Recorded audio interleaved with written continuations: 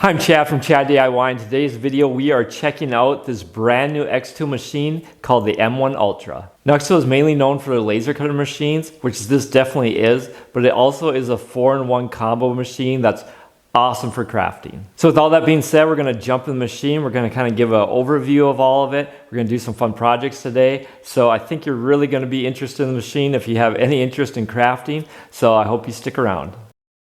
So one of the features on this M1 Ultra that I think really makes it unique is this modular system. Now it's set up where it has these different modules where right now it's got the Inkjet feature. I have the 10-watt laser diode there, as well as cartridge where you can add blades, you can add markers, and they also have a kind of a side cartridge all set up for some of those same things too. So what the thought behind this all is you can swap out from your different attachments super quickly. Now most of these just drop in. The Inkjet does have a little lever or a little cable on the side that you have, so you just pop out that cable and you can just slide right in your next module and you're ready to go. So we're looking top down of this machine. Now it comes with a kind of a metal base plate here. You do have some, it's kind of like triangle riser setup. I don't really love this compared to the honeycomb. That's what's great about the riser base is we'll take a look underneath here. But this is kind of, if you're just getting the M1 by itself, this is going to be your setup. But so let's pop this out. Let's show you what we have with that riser base. Now there's just a couple screws to take this plate off. So now you're without your bottom plate there. And this is kind of what you're going to see with the riser base. Now it comes with the honeycomb. Also a great feature of this riser base, we'll kind of zoom out here now, is so it just pops open. It also has a little storage thing. So this machine you're going to see, you're going to have different blades to cut with. You got markers along with that diode laser too. But so without the riser base like this, you can store it elsewhere obviously, but this to me makes it super convenient to store it. Also with the riser base, you don't have, for when you're using the laser cutter, there's not going to be any spot where that laser beam can shine through. So like the S1, you have the pass through, there still is a little gap I know with my S1 machine, but this one they've really kind of enclosed it so you're going to be fully protected with your eyes.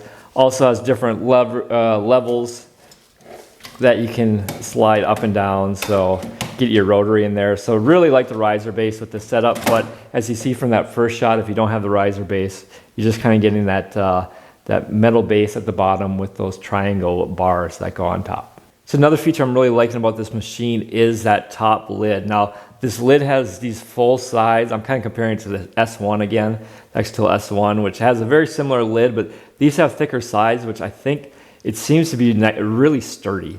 I guess there's not much play in it side to side, and you can kind of see it from the sides too with that extended lip on the side there. So really like the enclosure. It's a different color than the S1, and so you're still going to get that full eye protection. So really the overall look and appeal of this machine I think are incredible. Now swinging around to the back of the machine, you got power on, your power cable, you got ports for air assist and for fire suppression. What I think is really cool on this machine is for the fume extraction is it's detachable. You just kind of clip it on and it can go either way, so it doesn't just shoot out the back. So what makes this great is, so as a crafting machine, if you're not doing laser cutting that much, if you want to push this thing right against the wall, the cable is going to stick out a little bit. But a lot of the machines, they have these, big hoses that are going to shoot out, which really makes it hard to get the machine up close to a wall or whatever, depending on where you have it in this area. So to me, this design where if you're not using the laser all the time, if you mostly are using the blades and stuff where you don't need this fume extraction, you can keep this off, have it nice and tucked away wherever you want it. But then when you do use a laser cutter, you can just snap that on like that, shoot that either into the fume extractor or just out a window or whatever you want to do. So really like that, really like the thought process behind that. Also kind of has where you plug it in your computer. You can also go wirelessly on this. This is kind of basically the key now is what they do is for just protection if you don't want the machine to be able to run. You pop that out, but most people are just going to probably put that in and forget about it. So yeah, that's kind of the basic layout of the machine. So now we're going to jump in and start actually using this thing. All right, the first thing we're going to try on this M1 Ultra is that 10 watt diode laser. Now I have used a lot of diode lasers over the years, 10 watt, 20 watt, 40 watt, all these different varieties. What I do know is a 10 watt laser for cutting is going to get you a 1/4 inch of material. You know, I think it says up to 6 millimeters, which I think is basically a 1/4 inch, but it's going to go very slow doing that. But basically a 10 watt, you're going to be looking at that 3 millimeter thickness all the way up to a 1/4 inch thickness, and it's not really, you're not going to be blazing through material. That's with plywood I'm saying too, but you're gonna definitely have some cutting options with that. What these do amazingly well, the smaller diode lasers, is engraving. So that's what we're gonna kind of test out. Now, I have some canvases here. Now this is just, I got the silver, got a white, but this one I did, the top coat is black, but I painted blue, then green, and then black over it. So I've seen people do kind of pictures on these canvases like that. I think that'd be a really cool project to do on this. So I think we're gonna try that out. So we're gonna jump into the software side of things. We're gonna get that picture laid out, and we're gonna see how this machine does for some engraving. All right, so we're gonna jump into our software here. I have my xTool M1 Ultra connected here, and we're gonna pull an image. Now I saved this, I got the sea turtle image I thought would be pretty cool to use, try to engrave on that. And we're gonna have it fit the canvas here. Now we want to, since we're doing a black canvas, we're gonna invert that. And let's try, so the settings are really key on this, and I don't have the settings dialed in quite yet, but I think I'm gonna try 40% power, maybe 200 speed, 1 pass is fine, go bare, lines, let's try 100. I think we're gonna try those settings here and see how that does. Now for stuff like that, you do definitely want to play with the settings.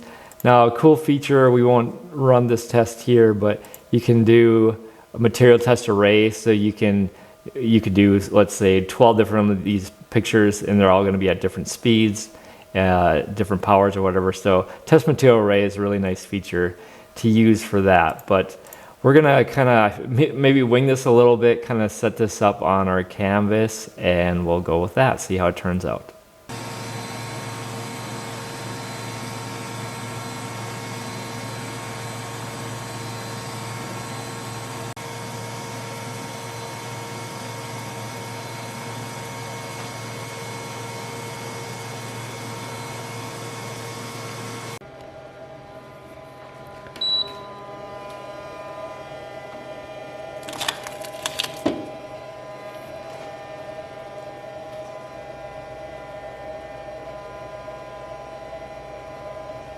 So I got that sea turtle done. I really liked the results. I could have done a little better job on the framing, but oh well, next time I'll get that a little better. But basically once this was laser engraved, I just kind of wiped it down a little bit just with a little water, and the engraving really popped after that. So settings are key for this, a lot to play around with. This could be a whole separate video doing these painted canvases, but I thought it was really good for kind of first test for that laser on this machine, and I think it did really well. So now we're gonna jump over, pop that laser module off, and we're going to jump over to some of the blades and try another project.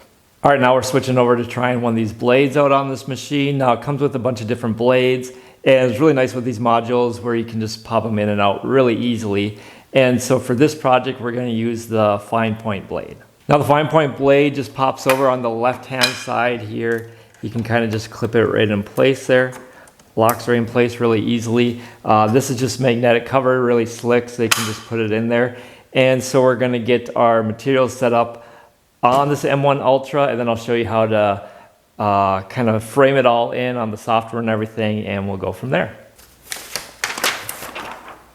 All right, so now we're gonna insert it's called a light grip pad. So we're kind of just gonna square that up here with the marks of everything. Kind of get that square it up as best as possible there. Doesn't have to be perfect, but kind of lay that all down nicely there. All right, we'll pop that cover on here, and now we're gonna we'll jump over the software side of things, but I'll show you how to do that twin point positioning system so we know exactly where our material is and where we're able to cut it out. All right, so we're gonna mark our area first. Hit the start homing, close that lid. It's gonna kind of go to its home position there. You can kind of see that where the laser head is. All right, we'll go to mark now. We want to do a rectangle. All right, and then we're just gonna line the laser crosshairs with the corner. That button, now we're gonna go kitty corner to it.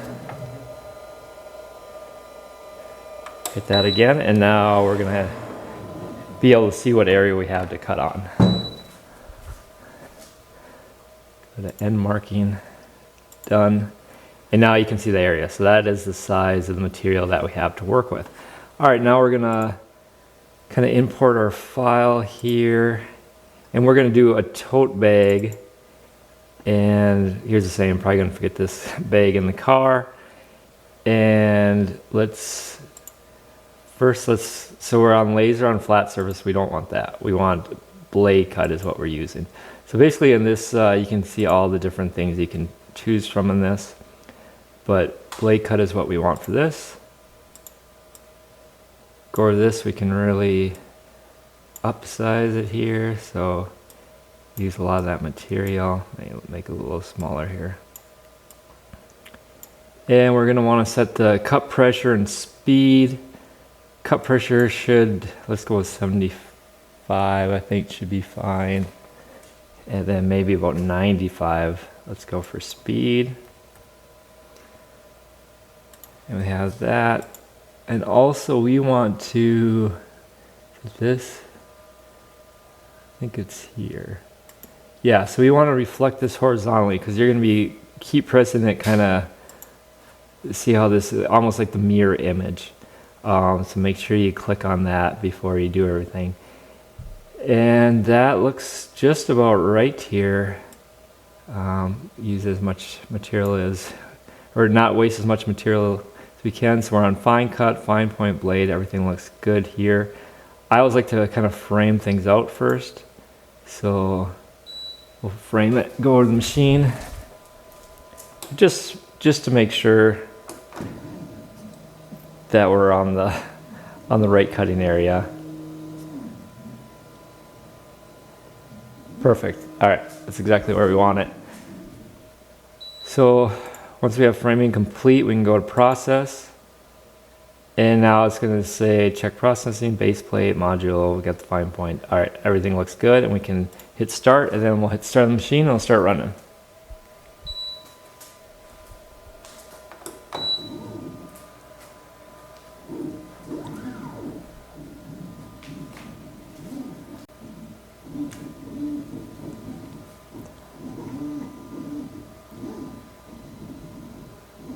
Now that one Ultra is currently cutting out that file, really nice and quiet. I don't know how the microphone's going to pick it up, but hopefully this won't interfere with this part of the video. But now is a good opportunity to fire up this heat press. We're still going to have to weed out that thing, so that will take a few minutes to kind of get all the extra stuff off the file once it's done to get ready to heat press onto the canvas tote.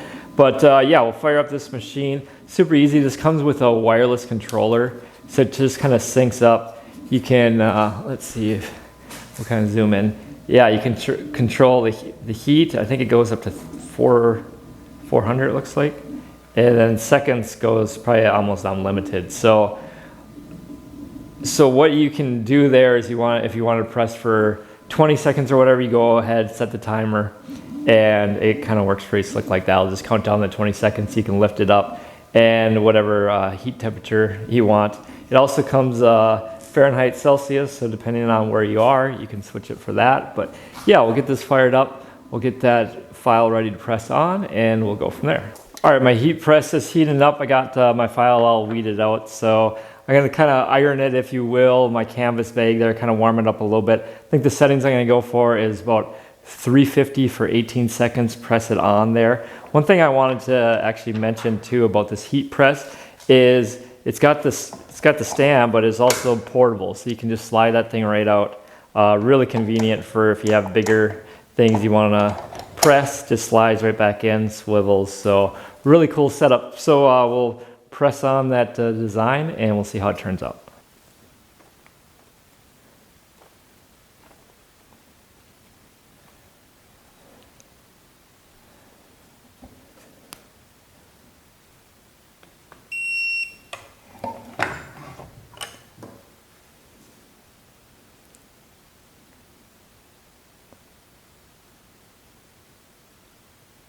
All right, I like to just kind of roll everything on there as it cools down before I attempt to peel it off. Now, the temperature might have been a little too long and too warm. It's hard to tell. I'm kind of new to this part of it, but we'll see how it peels off here.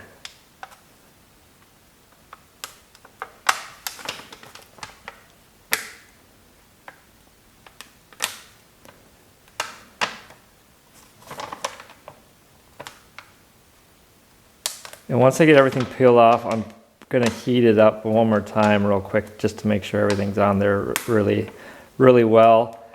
When I first was doing this, I was trying to peel it off and like right off of the heat press, and it wasn't sticking very well, but so just letting it cool down was kind of seemed to be the secret for it.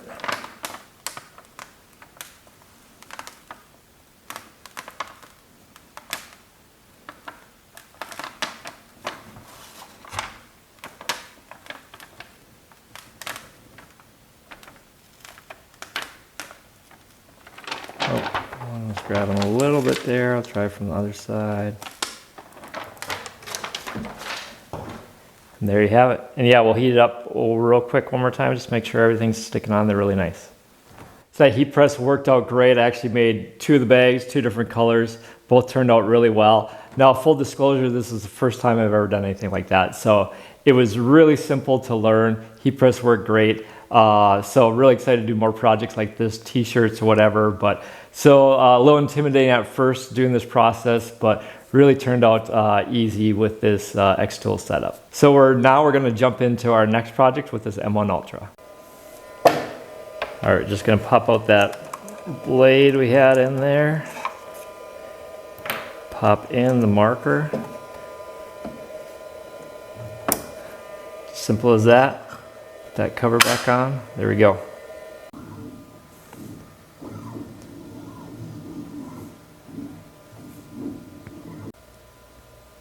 All right, let's see how that turned out. The settings I did pen pressure at 70 and speed at 60. That was kind of just a guess, but oh wow. It was hard to see with the cover on exactly how it was turning out, but here we'll zoom out maybe a little bit too. That turned out really nicely. So yeah, it definitely looks like, you know, it looks like a perfectly hand-drawn, I guess, butterfly with marker. Cool. So last thing we're going to try on this video today is that Inkjet printer feature on this thing. So that's a separate module, pop it in place there. It does have also that cable that you have to attach. That's the only module that you actually have to attach a cable with, but it's super easy to do. So we'll try that out. We'll try printing on plywood. I mean, you can print on paper and stuff, but I feel like you just use a regular printer for that. So we'll try it on plywood, kind of see how it turns out. Wasn't sure about this feature, like why you need a Inkjet printer on one of these things, but I think it does have some possibilities, so we'll try that out. All right, let's switch out the module. We can take out that pen first of all, so get that kind of out of the way. Take out this cartridge here. It just slides in and out really simple like that. Put this Inkjet, so we kind of have this all prepped. It does have the cover on it. So we'll just keep that on for a second. Lock that in place, put the cables in. It also comes with this little I guess plastic thing with a pad that slides on the bottom corner here. Barely see it, but it's pretty self-explanatory where it goes on there. So we can just kind of put that in place.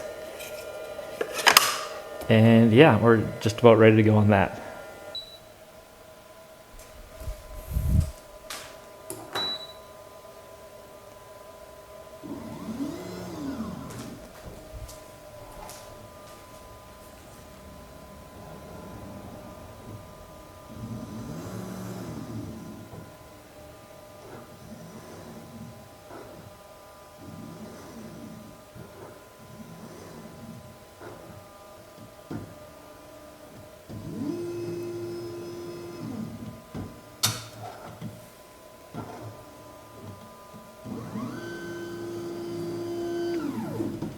Let's take a look at how it turned out.